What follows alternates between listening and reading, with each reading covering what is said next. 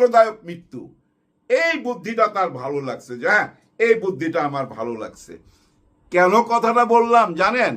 এই যে রায় হয়ে গেছে ফাঁসির, যদি শেখ হাসিনাকে নাও আনতে পারে, উনি কিন্তু তরপায়া তরপায়া কষ্ট পায়া পায়া একা একা মরবে। কারণ উনি এমন একটা জায়গায় পৌঁছায় গেছিলেন, আয়রন লেডি, পৃথিবীর সেরা নারীদের মধ্যে একজন। আর আমাদের দেশে তো ভাই দেখছেনই আপনারা, কত ভালোবাসা, উনি যা বলতো তাই হইতো। বাংলাদেশের সাংবাদিকরা সামনে বইয়া থাকতো, আর উনি যেটা বলতো সবাই হাততালি দিত। ওনাকে যদি কেউ প্রশ্ন করত, কত বিনয়ের সহকারে মাথা নত কইরা প্রশ্ন করত, এবং উনি ওইটা নিয়ে তামাশাও করত। কেউ কিন্তু দ্বিতীয়বার আর প্রশ্ন করত না যে আপনি তামাশা করলেন কেন, বা আপনি এই কথা বললেন কেন। সেই ক্ষমতা কারো ছিল না। তার মানে কোথায় পৌঁছায় গেছিল? সেই মানুষটা এই দেশ থেকে পালায়া দিল্লিতে আছে, এবং দিল্লিরও কিন্তু প্রচুর ভালোবাসা পাইছে। কিন্তু এখন যদি ওই ভালোবাসাটাও কইমা যায়, তাহলে তো ভাই পুরাই একা হয়ে গেল, তাই না? নিঃস্ব হয়ে গেল। কারণ কথাটা কেন বললাম দেখেন, এর মধ্যেই কিন্তু প্রশ্ন চলে আসছে, ওই যে কামাল সাহেব, আসাদুজ্জামান খান কামাল, যাকে বলা হয়েছিল, ওই যে পুলিশ বলছিল না একটা মারি আরেকটা দাঁড়ায় যায়, সেই আসাদুজ্জামান খান কামাল, তাকে ভারত দিয়ে দিতে পারে বাংলাদেশকে, এমন একটা প্রশ্ন চলে আসছে। কারণ আমাদের উপদেষ্টার, প্রধান উপদেষ্টা সচিব সাহেব এরকম একটা ইঙ্গিত দিছে যে কামালকে ওনারা, ওই যে একটা আইন আছে ভারতের সঙ্গে আমাদের, মানে আসামি লেনদেন করার একটা আইন আছে ভাই। হয় হয়, কামাল সাহেবের অবস্থাটা এখন কি? তার কানে তো এই কথাটা গেছে যে এরকম আসামি লেনদেনের মধ্যে ওনাকে দিয়ে দিতে পারে বাংলাদেশে। এখন যারা ভারতে আছে ভাই, দেখবেন ভারত থেকেও পালানো শুরু করবে। হ্যাঁ ভাই, ভারত থেকেও পালানো শুরু করবে। আর শেখ হাসিনাকে কি দিবে? না, এই ব্যাপারে এখনো রাজি হবে না। আর ওই কামালের ব্যাপারটা কখন রাজি হয়েছে? আমার যদ্দূর মনে হয় একদিন আগে আমাদের ওই যে প্রতিরক্ষা উপদেষ্টা খলিলুর রহমান সাহেবকে ডাইকা নিয়ে গেছিল না, তখনই আলাপ হয়েছে। কেন এই ধরনের আলাপ হবে? কারণ আছে ভাই এই ধরনের আলাপ হওয়ার। কারণ তাদের তো 7 সিস্টার আছে। এখানে এই 7 সিস্টারের মধ্যে অনেক উগ্রবাদী আছে, বিচ্ছিন্নবাদী আছে। আমরা যদি তাদের নেতাদেরকে ভবিষ্যতে আমাদের দেশে আশ্রয় দেই, আর আমাদের দেশ থেকে ওদেরকে যদি সেই সুযোগ কইরা দেই, যে সুযোগ এখন শেখ হাসিনাকে ভারত কইরা দিছে আমাদের দেশটাকে অস্থির করার জন্য, একই সুযোগ যদি এই 7 সিস্টারকে অস্থির করার জন্য বাংলাদেশ কইরা দেয়, ভবিষ্যতে এই চিন্তাটা তাদের মাথায় আসছে ভাই।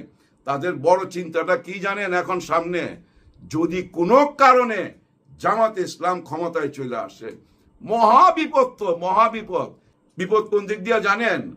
এই বিপদ তাদেরকে তারায় বেড়াইতেছে 47 থেকে 71 পর্যন্ত যে বিপদে তারা ছিল। হ্যাঁ, কি বিপদ? 47 থেকে 71 পর্যন্ত এই যে ভয়, এদিক দিয়ে না চাপ দেয়, আবার ওদিক দিয়ে না চাপ দেয়, দুদিক দিয়ে যদি আক্রমণ করে, তাহলে তো ভাই ভারতের অবস্থা কাহিল।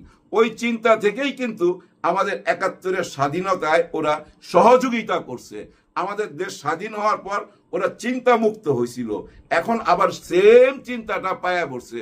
কারণ জামাত ইসলাম ক্ষমতায় যাইতে পারে, ওরা এটা হিসাব নিকাশ কইরা নিজেরাও বুঝা ফেলাইছে। এই বুঝা ফেলানো একটা উপকার হয়েছে কি জানেন? এখন তাদের হুশ হবে যে ভাই বিটলামি কইরা লাভ নাই। একজন শেখ হাসিনার জন্য, একজন কামালের জন্য, একজন ওবায়দুল কাদিরের জন্য, বা একজন ওই যে ছাত্রলীগের সাদ্দামের জন্য 18 কোটি মানুষের সাথে ভেজাল কইরা লাভ নাই। বিপদ আসতে পারে ভবিষ্যতে, মহাবিপদ আসতে পারে। কারণ কি জানেন? ওরাই তো বলে এই দেশটা জঙ্গি দেশ হয়ে যাইতেছে, মানে পাকিস্তানের সাথে হাত মিলায় ফেলাইতেছে, এটাই বলতে চায়, জঙ্গি ট্যাগ দিতে চায়। ভাগ্য ভালো জানেন, ভাগ্য ভালো কি জানেন? ডক্টর ইউনূস স্যারের দাড়ি নাই, টুপি নাই। দাড়ি টুপি থাকলে যেভাবে জঙ্গি জঙ্গি বলতেছিল, পুরা বাস্তবায়ন কইরা ফেলাইতো। যাই হোক, ওই জঙ্গি নাটক বেশি দিন চলবে না। এই নাটক আমাদের দেশের মধ্যেও চলতেছে, অনেকেই বলার চেষ্টা করতেছে অনেক কথা, কোনো কথাই কোনো কাজ হবে না। কারণ কি জানেন? মানুষ বুঝতে শিখে গেছে, তো মানুষকে বেকুব ভাবার কোনো কারণ নাই। দেখেন, এই যে আমি কিন্তু এনসিপি কে অনেক ভালোবাসা দিছি, এখনো ভালোবাসি। আর জামাতে ইসলামের পক্ষে যে আমি কথা বলি এটা আমি লুকাই না। কারণ কি? কারণ একটাই ভাই, যে জামাতে ইসলাম তো আর জানে না কিভাবে চাঁদাবাজি করতে হয়। জামাতে ইসলাম জানে না তো ভাই আয়না ঘর কেমনে বানাইতে হয়। এই দলটা কিন্তু জানে না।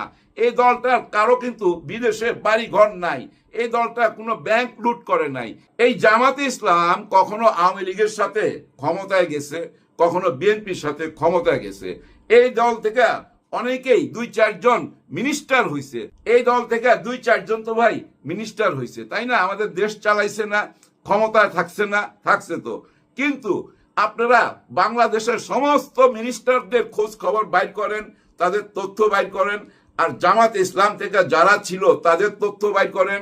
দেখেন একটা টাকার জালিয়াতি বাইর করতে পারেন কিনা, একটা টাকা লুট করছে কিনা বাইর করতে পারেন কিনা।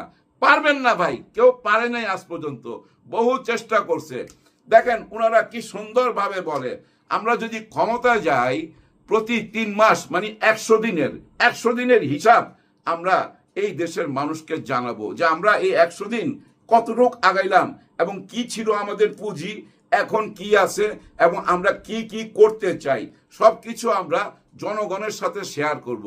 আবার দেখেন এইটাও বলছে, তারপরে কি আমরা আর কোনো কথা বলবো না, শুধু 100 দিন না, তারপরে 100 দিনও আমরা কি করতে যাচ্ছি সেটাও আমরা জনগণের কাছে প্রকাশ করব। তার মানে বছরে এইভাবে 4 বার ওনারা জবাবদিহি করবে বাংলাদেশের জনগণের কাছে। দেখেন পুরাপুরি ক্লিয়ার কথা, তাই না? আর আমরাও তো চাল চলনে দেখতে পাই, বুঝতে পারি না? দেখেন এই করাইল বস্তিটা আমার খুব কাছাকাছি। এই করাইল বস্তির সাথে আমার সম্পর্ক আছে, কারণ যখন করাইল বস্তি হয় নাই তখন একটা ঝিল ছিল এখানে, আর এই ঝিলে আমি সাঁতার কাটা শিখছি, আবার অনেককে সাঁতার কাটা শিখাইছি ভাই।